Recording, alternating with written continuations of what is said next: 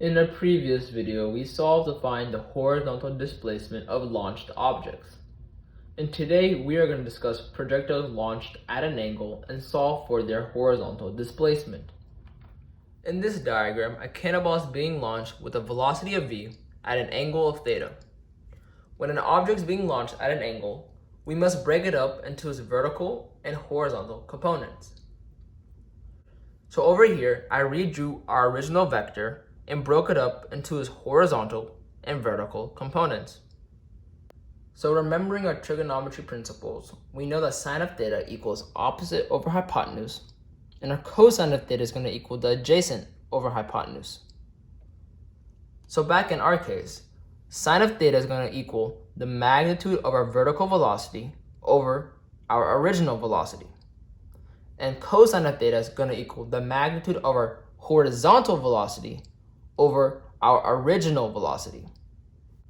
And if we multiply each side by the original velocity, we will get that the magnitude of our vertical velocity equals our original velocity times sine of theta, and we will get the magnitude of our horizontal velocity equals our original velocity times cosine of theta. So these two formulas will help you solve for the vertical and horizontal components of a projectile launched at an angle. Now let's get into an example.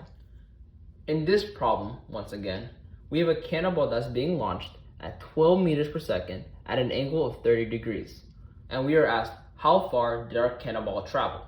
Or in other words, what is the horizontal displacement of the cannonball?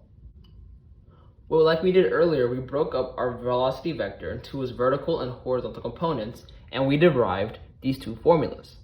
So all we have to do is plug in our values into the formula. So we have that the magnitude of our vertical velocity equals our original velocity, 12 meters per second, times sine of 30 degrees. And if you don't know what sine of 30 degrees is, it equals 1/2. So we have 12 meters per second times 1/2. And this will give us 6 meters per second for our vertical velocity. Now let's solve for our horizontal velocity. So our horizontal velocity equals our original velocity, so 12 meters per second, times cosine of 30 degrees. And for those who don't know what cosine of 30 degrees is, cosine of 30 degrees is square root 3 over 2. So we have 12 meters per second times square root 3 over 2. And this simplifies to 6 square root 3 meters per second. Now you may be wondering, how do these two components help us solve our problem? Well, like I told you before, when you're dealing with free fall and projectile motion problems, solve for your time first. So in order to do that, let's look at our vertical component. Going with the convention that up is positive and down is negative, we can say that in the vertical direction, our initial velocity equals a positive 6 meters per second. So you may be wondering, what is our final velocity? So our final velocity is going to be of the same magnitude, but in the opposite direction. So our final velocity is negative 6 meters per second. With this information, we can plug this into our kinematic equation, specifically the first one, and solve for our time. So we know that our final velocity is negative 6 meters per second, and it equals our initial velocity, which is 6 meters per second, plus acceleration, which is the acceleration due to gravity since we're dealing in the vertical direction. So it's negative 9.8 meters per second squared, times our time. So we subtract each side by negative 6 meters per second, and we get negative 12 meters per second equals negative 9.8 meters per second squared times our time. and we can divide each side by negative 9.8 meters per second squared to get our time roughly equals 1.22 seconds. Now that we know what our change in time is, we can plug into the formula our velocity times our change in time equals our displacement. Now you may be wondering, wouldn't our horizontal velocity change? And the answer to that is no. Because in the previous video, we showed that in the horizontal direction, our acceleration remains at 0 meters per second squared. That means our velocity is going to remain constant. So we plug in 6 square root 3 meters per second times our change in time, which is roughly 1.22 seconds. And this will give us our horizontal displacement of 12.73 meters. In this problem, a kicker kicked the football 20 meters per second at an angle of 45 degrees. And we are asked, how far did the football travel? Well, like we did in the previous problem, let's plug in our values. So we know the magnitude of our vertical velocity equals our original velocity, which is 20 meters per second, times sine of 45 degrees. And if you don't know what sine of 45 degrees is, sine of 45 degrees is square root 2 over 2. So this equals 20 meters per second times square root 2 over 2. And this simplifies to 10 square root 2 meters per second. Now let's solve for the magnitude of our horizontal velocity. So the magnitude of our horizontal velocity equals our original velocity, which is 20 meters per second,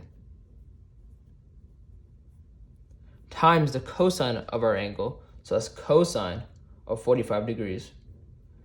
And if you don't know what the cosine of 45 degrees is, the cosine of 45 degrees is square root 2 over 2. So we have 20 meters per second times the square root of 2 over 2. And this simplifies to 10 square root 2 meters per second. So like we did before, using the convention that up is positive and down is negative, and assuming that there's no net to catch this ball, we can say that in the vertical direction, the initial velocity is going to be a positive 10 square root 2 meters per second. And our final velocity, when the football hits the ground, is going to be of the same magnitude, but in the opposite direction. So our final velocity is negative 10 square root 2 meters per second. With this information, we can plug it into the first kinematic equation. So we have negative 10 square root 2 meters per second, since that's our final velocity. And that equals our initial velocity, which is positive 10 square root 2 meters per second, plus our acceleration, which is the acceleration due to gravity, so negative 9.8 meters per second squared, times our time. And because remember, we are trying to solve for our time first, and that's the first thing you should always do when solving a free fall or projectile motion problem. So we can subtract each side by negative 10 square root 2 meters per second, and this will give us negative 20 square root 2 meters per second equals negative 9.8 meters per second squared times our time. We can divide each side by negative 9.8 meters per second squared to get that our time is approximately 2.04 seconds. Now, with this information, we can use the formula our velocity times our change in time equals our displacement. And knowing that our horizontal velocity remains constant, we can plug in 10 square root 2 meters per second times our change in time, which is 2.04 seconds approximately. And this will give us our displacement in the horizontal direction, 28.86 meters. So in other words, our football traveled 28.86 meters in the horizontal direction. So in recap, when you have a projectile launched at an angle, break up the velocity vector into its vertical and horizontal components. When you do so, you will get that the magnitude of your vertical velocity equals your original velocity times sine of theta, and you'll get that the magnitude of your horizontal velocity equals the original velocity times cosine of theta. And one piece of advice that I told you before is when you're solving freefall and projectile motion problems, solve for the time first, because you can use it for both the vertical and horizontal kinematic equations. Thank you for watching this video and hope to see you next time.